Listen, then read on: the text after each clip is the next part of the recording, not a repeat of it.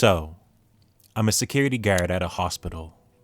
One night, while I was doing my rounds, I went to the surgery ward and was walking down the hallway when I saw a doctor looking at a whiteboard with all kinds of different surgeries written down. I greeted him and said, "Hello, doctor," and kept going. The doctor didn't say anything back, just kept studying the whiteboard. When I got back to the security office, I was telling one of the guys that's been there for years about how I greeted this guy, and he didn't say anything back. I asked if he was the asshole they told me to watch out for. He then asked me where I saw him, and I told him the surgery ward, and he gave me a smirk. He then explained to me that the surgery ward closes at 9 p.m. and that all the patients are moved into the monitoring wards. There shouldn't be anybody in there, especially doctors. He then asked me if this doctor was studying the schedule board. I said yes, and he told me I just met Dr. Lucetti. Apparently, some many years ago, one of the surgeons went up to the helipad and jumped off. Seems like he never stopped working though. Could you imagine you're just having the worst day at work, so you go and do that, and then you're just like, okay, well, I'm glad I got that out of my system. Anyways, back to work. Not to, obviously trivialize his passing or anybody going through that, but anyways. I thought this one person's comment was interesting. They say, do ghosts get a choice of where and how they haunt? Or is it like, finally I'm dead, and then you realize you're still at work, but this time it's forever, and now it's like, oh fuck, not again. Someone responding to his question says, depends on your school of thought. I'd bet what OP saw was a residual haunting, something that's not intelligent, and is basically when an event leaves such an impression, or is so powerful it leaves a residue of energy, kind of like a video on loop. I wouldn't be surprised if that was one of the last things the doctor did before he decided to end his life.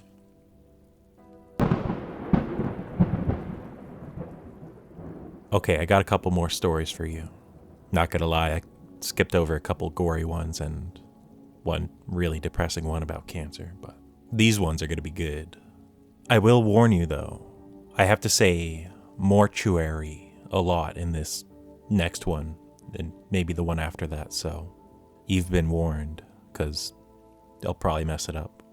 There's a T in there and you're not supposed to pronounce that. Mortuary. Mortuary. Mortuary. Mortuary. Anyways, I have several stories from when I used to work as a mortuary transport tech. The job was basically transporting the deceased from where they were to where they needed to go.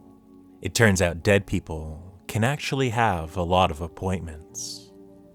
When I read that, I thought like, oh shit, it's gonna be like, dead guy's gonna wake up in the back seat and be like, hey, I'm not dead. We gotta go get pizza and pick up my kid and get some groceries and stuff. And then the guy was gonna do all that stuff, and then it turns out the dead guy was dead the whole time. But no, it's not like that. So, anyways, back to the story. One time though, I had an experience I'll never forget. I was dropping somebody off at the science donation place. This is where you donate your body to science and they take it from there. So, I wheeled in the guy, unlocked the freezer, and did all my stuff I had to do in there. I placed the deceased on the board, got the lift out, and placed him on the shelf. The interesting thing about the freezer was that most everything, once it's processed, was wrapped up in this blue tape type thing. You could definitely tell what was inside. Legs, hands, feet, etc. It was kind of interesting to me at the time. Anyways, I shut the freezer and lock it back up, and then start wheeling the gurney back over to the garage door. The science drop-off and processing area was a big L shape. The freezers were located in the longer portion of the L, and when you turn the corner to the shorter portion, you'll find desks, filing cabinets, and whatnot. I just about had a heart attack when I turned the corner and there was just this guy standing there, examining the files in the filing cabinet. He looked just like you or me, dressed modernly, but out of place for what people normally wear back there. I stopped and said he'd have to forgive me. He almost gave me a heart attack. It didn't look like he heard me at all, though, or even knew I was there. I should have mentioned this, but it was 1 a.m., and I'd never seen anybody at this place this late. A couple seconds pass, and I tell the guy, "Well, sorry if I startled you or anything." And then I went back about my business. I got the gurney back into the van, closed and locked the large garage door from the inside. All the while, this guy's just standing there, standing at an open filing cabinet in front of him, not paying any attention to me. I had to use the bathroom, so I told him that's where I'm going to be going and that I'll be right back. But again, no response. I thought maybe he's deaf or something and he can't hear me. So I went to the bathroom and came back to the garage, and the guy's gone, but the filing cabinet is still open. I don't know where he went, and I hadn't heard anybody walk around the hallway past the bathroom. I checked and made sure everything I was responsible for was still locked, and it was. So, I just announced to nobody that I'm going to be locking up and leaving and setting the alarm. Still no response. I didn't wait around any longer. I set the alarm and left.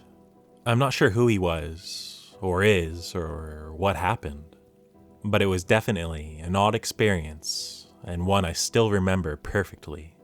I have a few other memories about my time at this job, if anybody else wants to hear them. Nothing quite like what happened above, though. Man, what if the guy he bumped into, the ghost, was actually just somebody working late, and they didn't acknowledge him or say anything to him because they thought he was a ghost. The guy working at the science factory just said, "Man, if I don't say anything, maybe this ghost will go away." So he just keeps staring at the filing cabinet he's looking at, reading the file, not moving. See, it all makes sense. And then the guy working at the science place was like, "Oh sweet, the ghost is going to the bathroom. I'm going to use this time to hide under the desk and hope he doesn't get me." Or the ghost that the mortuary guy bumped into was actually a burglar and was stealing records from the science place. And he's like, if I don't say anything to this guy coming in, maybe he'll just go away. So, debunked. Definitely not a ghost.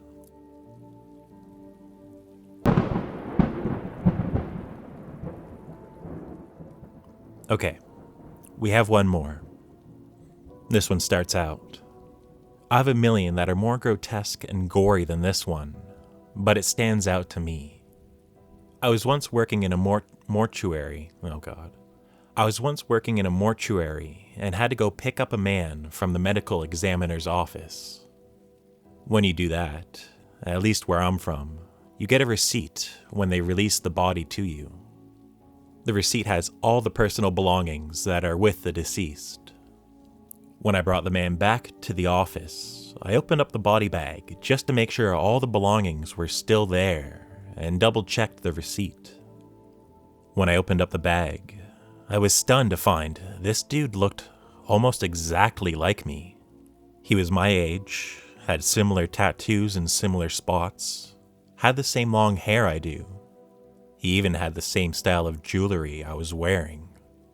Needless to say, it took me so off guard that I stood there in an existential crisis until the embalmer came in and was like, "Hey, how's it going, man? Oh, holy shit, this guy looks just like you." In my head, the embalmer's fried out of his mind for some reason. Anyways, it's the only case I've ever had nightmares about. I'll be the one in the body bag, with the deceased man opening me up. Sounds hot. Someone's response being, I don't know if it would be a good idea or a very bad idea, but there's a mini-series with Paul Rudd called Living With Yourself. I'm going to suggest you watch it anyways. Don't look up spoilers. Just watch it. Which is like, kind of mean? I don't know. Yeah, like this could be really bad for you. Or you might like it. You shouldn't look up any spoilers, just so you can't be prepared for either outcome. Also, remember when Paul Rudd was on Friends and he went by Crap Bag?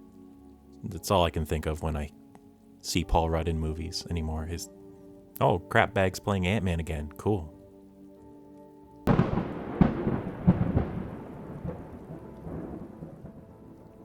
Anyways, that's all I have for you tonight. Well, I did have one more, but it's not really a story. It's just somebody saying, corpses move when you cremate them. People who don't know this get spooked a lot. Which, hold on a sec. This leads into my next point. I thought we were reading a thread about ghost stories and Redditors who believe in ghosts, what finally got you to believe in them. But it's not. It's Redditors who have worked around death and burial. What's your best ghost story? And my point being that a lot of these weren't ghost stories. That last one with the corpses moving thing. Or, the mortuary one with the burglar looking at the documents. That's not a ghost story. Anyways. Yeah. If you made it this far, thank you for listening. Thank you for taking the time out of your day, out of your night to listen to me talk about ghost stories and other weird things. If you liked the video, give it a like. If you disliked it, give it a dislike. If you haven't subbed already, maybe consider doing that. It'd be really nice to get to 1,000 subs at some point. And, most importantly of all, I hope you're doing well and I hope you're treating yourself with respect. You really do deserve it. Have a good night. I'll see you in the next one. Bye for now.